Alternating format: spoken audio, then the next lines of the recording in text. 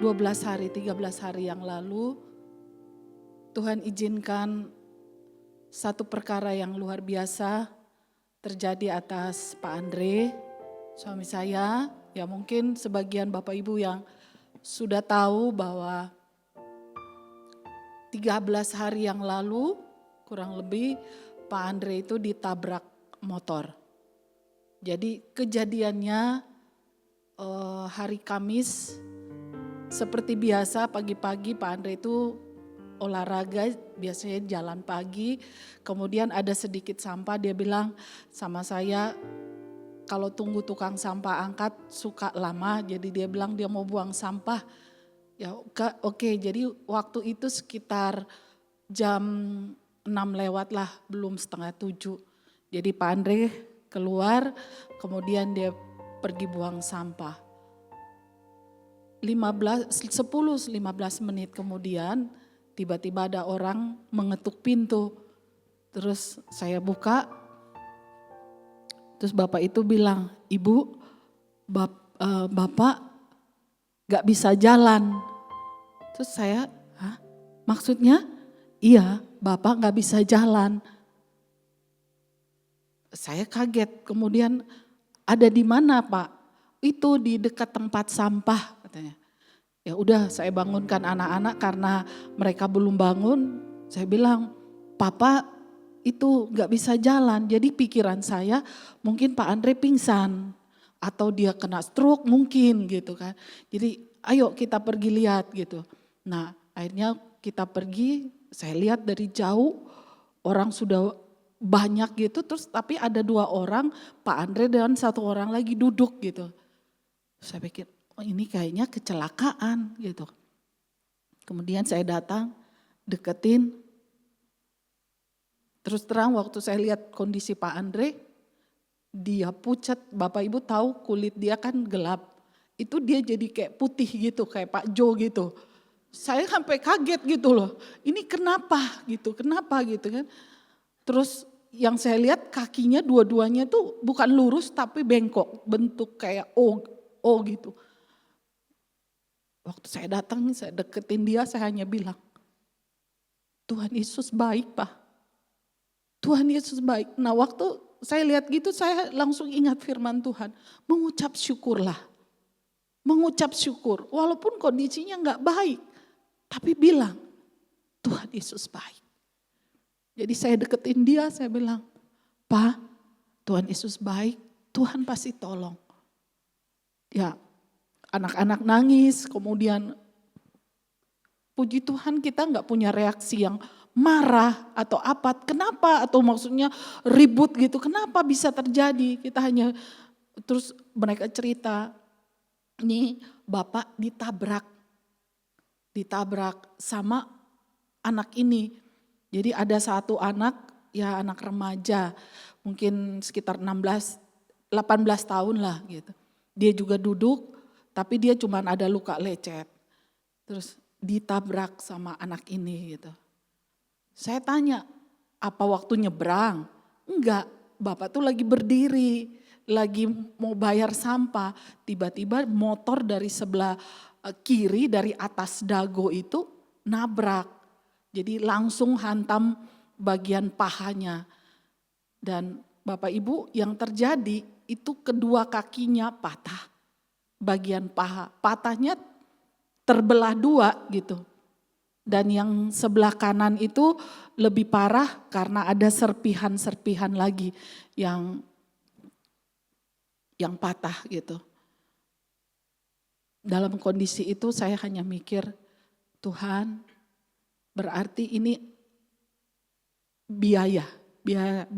bicara biaya ini. Tapi kembali lagi Tuhan pasti tolong, Tuhan pasti tolong.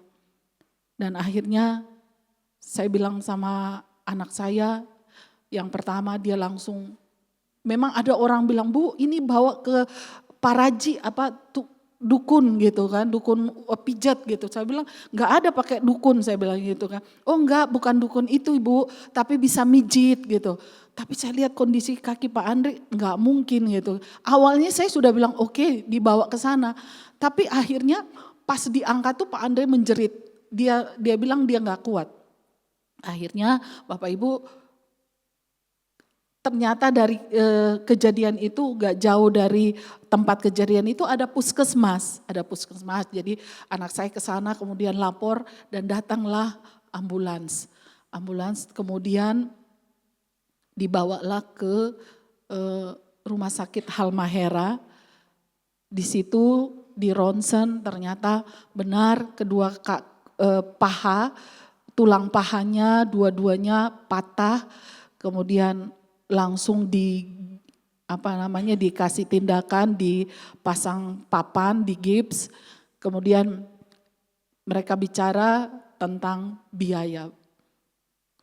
Dengan estimasi kalau kedua kaki dioperasi sekian-sekian. Bapak Ibu tahu kalau Halmahera kan itu mahal banget. Akhirnya waktu itu saya nggak sama-sama anak saya ke Halmahera. Kenapa? Kita mau terima catering. Hari Jumat itu ada pesanan makanan cukup banyak. Jadi hari Kamis itu harus ada barang yang mesti diantar ke rumah.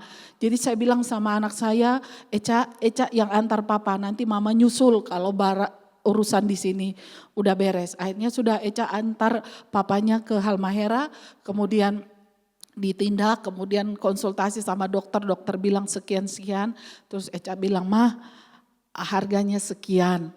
Gitu kan. Terus tapi dokter bilang kalau misalnya keluarga nggak bisa dirujuk ke rumah sakit yang lain. Akhirnya Eca bilang, "Gimana kalau kita ke Sentosa aja, Mah?" Karena di situ terima BPJS dan ada kesaksian dari beberapa teman-teman juga di sana bagus untuk operasi tulang. Akhirnya sudah dibawalah ke Rumah Sakit Sentosa Kebonjati. Bapak Ibu, yang namanya kita pakai BPJS itu bukan urusan yang gampang. Itu urusan panjang dan berbelat-belit. Dan pada waktu itu memang rumah sakit itu penuh sekali. Ya, penuh sekali. Tapi waktu sedang ada di ruang IGD itu saya selalu bilang, tidak ada sedikit pun keluhan kemudian bertanya, "Kenapa Tuhan? Kenapa Tuhan?" Gak ada sama sekali. Saya hanya bilang, Tuhan Engkau baik. Tuhan izinkan semuanya ini pasti mendatangkan kebaikan. Tapi kebaikan seperti apa aku belum tahu Tuhan. Tapi pasti baik Tuhan. Jadi saya duduk kemudian kita kabarin kepada Pak Jod, terus di IGD itu cukup lama, tapi saya bersyukur Pak Jo, Rika mendampingi kami sampai akhirnya bagaimana supaya kita bisa dapat tempat perawatan. Karena di Kebonjati itu sudah penuh. Akhirnya terima kasih Pak Jo dengan telepon sana, teman, sahabat, orang dekat gitu ya. Gimana caranya mau bawa ke Immanuel juga susah. Karena ada mesti rujukan dan pokoknya ada urusan panjang. Sedangkan menurut dokter kakinya Pak Andre itu harus segera ditangani. Karena kalau tidak itu akan mempengaruhi nanti dia nggak bisa jalan. Itu akhirnya gimana caranya? Pak Jo telepon, akhirnya puji Tuhan ada orang baik yang memberikan rekomendasi ke Sentosa Kopo. Akhirnya malam itu bersama Pak Jo, Rika dan juga keluarga dan beberapa teman-teman pergilah ke Kopo. Dan puji Tuhan di Kopo itu walaupun kita masih tunggu di IGD cukup lama, tetapi akhirnya dapat tempat dan bisa dirawat di sana. Nah Bapak Ibu, sekarang masalahnya operasi. Operasi harus pakai BPJS. Kalau nggak pakai BPJS itu harganya mahal banget. Akhirnya ngobrol dengan dokter bilang boleh dioperasi, tapi satu aja dulu. yang satu tunggu 1 bulan lagi. Saya hanya bilang Tuhan baik, Tuhan baik. Sedangkan ada teman dokter dibilang kalau tunggu 1 bulan lagi pasti kakinya Pak Andre gak bisa jalan. Karena itu patahnya parah yang sebelah kanan itu. Yang ditabrak kiri patahnya terbelah 2, tapi kalau yang kanan itu malah ada remukannya. Jadi itu harus segera dioperasi. Tapi saya bilang yang penting BPJS ini dulu dioperasi. Ya udah dijalanin operasi. Sambil kita berdoa, ngobrol, kemudian sharing sama teman-teman. Saya hanya mau bilang bahwa firman Tuhan bilang, mengucap syukurlah dalam segala hal, karena itulah yang Tuhan kehendaki. Keadaan yang tidak baik pun tetap bersyukur. Tetap bersyukur kepada Tuhan. Makanya sampai hari ini saya ajar anak-anak mengucap syukur. Mengucap syukur apapun keadaan Papa. Dan hari itu setelah kaki Pak Andre dioperasi yang sebelah kiri, saya tanya sama dokter, dokter ini yang kanan gimana? Iya, ini harus tunggu sebulan lagi. Aduh, masalahnya kalau sebulan dibawa ke rumah, itu ngurusnya tuh susah. Terus dan kakinya gimana, nanti kan gak bisa jalan. Terus Tuhan kasih hikmat. Kalau misalnya dioperasi yang kanan itu kita mandiri, bayar sendiri. Dokter bilang, bisa. Besok pun bisa katanya gitu. Terus saya bilang terus estimasi biayanya berapa gitu. Ya dia sebutkan lah, ya nantilah tanya ke bagian billingnya katanya. Coba tanya.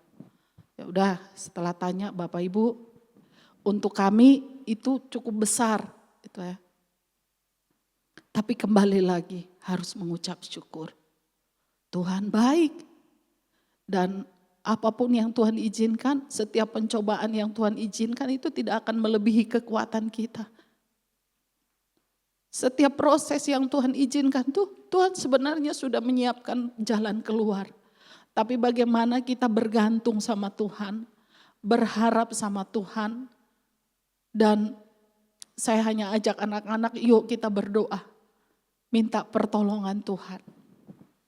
Kita berdoa.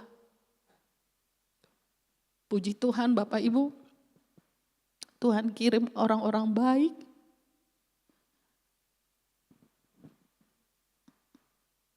Akhirnya kaki Pak Andre yang sebelah, dua-duanya bisa dioperasi.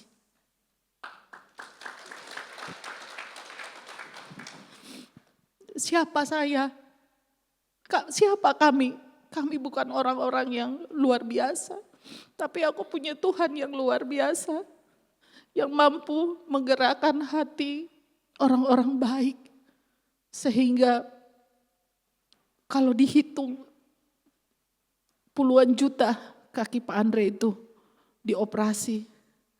Dan prosesnya, jadi setelah BPJS itu dioperasi, kita harus keluar dulu. Saya bilang dokter bisa enggak kita keluar gerbang deh pakai ambulans terus masuk lagi gitu kan. Biar lebih gampang gitu daripada itu kan di Kopo, saya tinggalnya di Dago, itu kan cukup jauh gitu kan.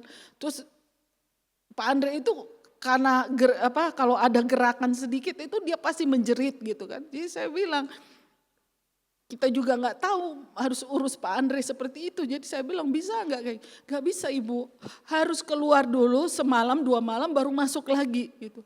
Saya bilang Tuhan terima kasih, Tuhan hanya bilang terima kasih. Tapi sekali lagi Tuhan kirim orang baik yang menyiapkan tempat untuk kami bisa menginap semalam di tempat yang baik ya.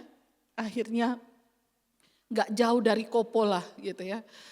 Dan besoknya masuk lagi ke rumah sakit dan ya seperti yang tadi saya bilang, Tuhan izinkan orang-orang baik untuk memberkati kami, memberkati Pak Andre sehingga kaki Pak Andre boleh operasi dua-duanya.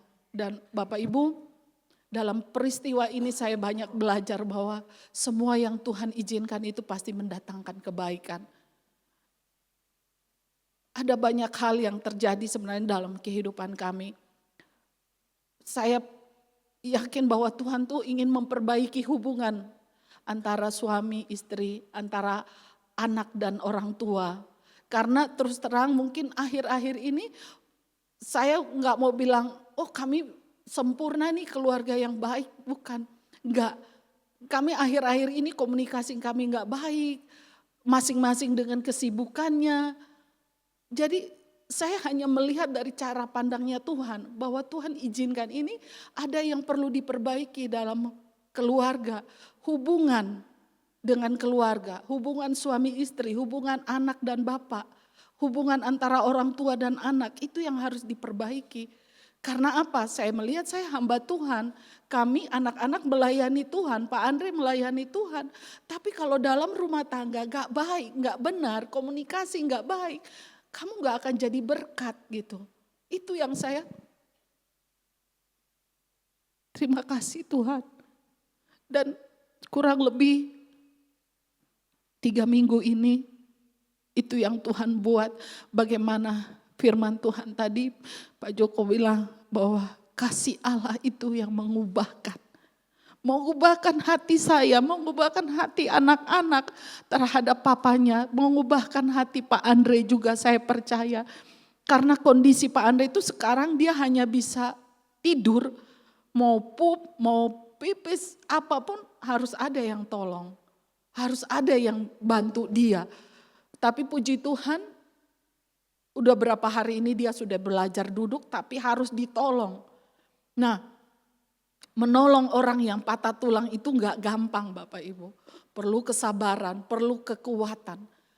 Nah, saya punya anak perempuan dua-duanya. Tapi saya lihat kerjasama yang luar biasa. Pemulihan itu yang terjadi. Waktu kita saling mengasihi, Tuhan buat mujizat yang luar biasa. Saya percaya Tuhan mau pakai keluarga kami lebih dahsyat lagi. Dari pemulihan hubungan. Selama ini seringkali bertengkar, ya saya sudah 28 tahun kami menikah. 28 tahun tuh rasanya kayak yang, kayaknya udah biasa aja gitu, bukan sesuatu yang luar biasa lagi. Tapi Tuhan bilang enggak, keluarga ini harus dipulihkan. Dan Tuhan izinkan itu terjadi. Dan sampai hari ini, saya bersyukur anak-anak saya enggak ada mengeluh sedikit pun. Sampai anak saya yang bungsu itu dia agak cuek. Dia pergi kuliah, dia telepon, papa mau makan apa? Biar nanti aku beliin. Itu enggak pernah terjadi. Enggak pernah terjadi. Tapi sekarang dia selalu, gimana papa? Hari ini gimana? Dia mau makan apa? Dia telepon kakaknya, tanya papa mau makan apa? Biar aku beliin katanya. Jadi itu saya bilang, terima kasih Tuhan.